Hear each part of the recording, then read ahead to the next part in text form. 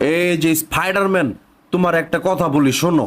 ফিলিস্তিনিদের অজস্র রক্ত জমতেছে ইসরায়েলদের কোকে।